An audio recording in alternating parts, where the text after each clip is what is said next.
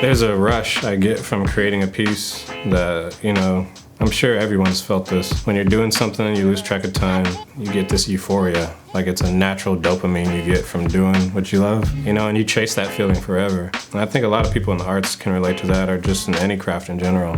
That feeling of when it's complete, you just stare at it, like I love that. I'll never forget those moments where I completed a piece of work. I would sit them up and I would stare at them for hours because I couldn't believe I did it, And that was rewarding enough for me, the fact that I accomplished something that I didn't know I could accomplish.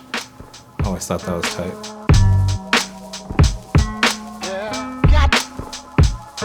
Like as far as I usually go back is my cousin Malcolm. He was really good at drawing cars freehand. And as a child, I always thought that was really cool. And I would try and draw cars here and there, but I was more into like monsters and creating my own little creatures. I think the oldest drawing I have goes back to 4th grade-ish. Or my mom probably has some older. You really saw like I was really cognitively trying to draw stuff then. But yeah, those drawings still mean a lot to me, and I still have them in my room.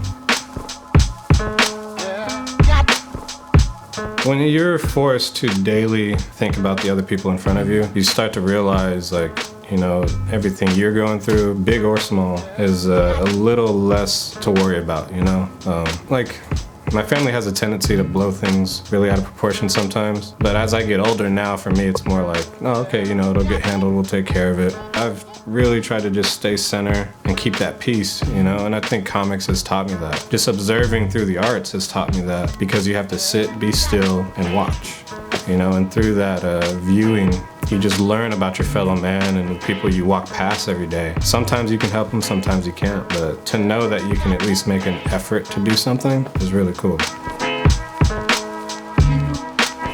I carry a sketchbook everywhere I go, and just overhearing conversations, talking to people, those are the kind of things that really stimulate me. Art is really good, but when I can sit down and have that, those rare conversations you get with people, you're like, man, I can't believe they told me all that stuff. That type of stuff right there, that's that juice, I love that stuff. So I put myself in a lot of situations where I'm really uncomfortable, but I think that's good because it forces me out of my element. I don't want to be around a lot of people that think the same as me or approach everything the same as me. All my friends, they're just all vastly different, and they're all from different walks of life, and I like that because it helps me, if I run into a person that's similar to that, I know how to break the ice, I know how to talk to you a little bit better.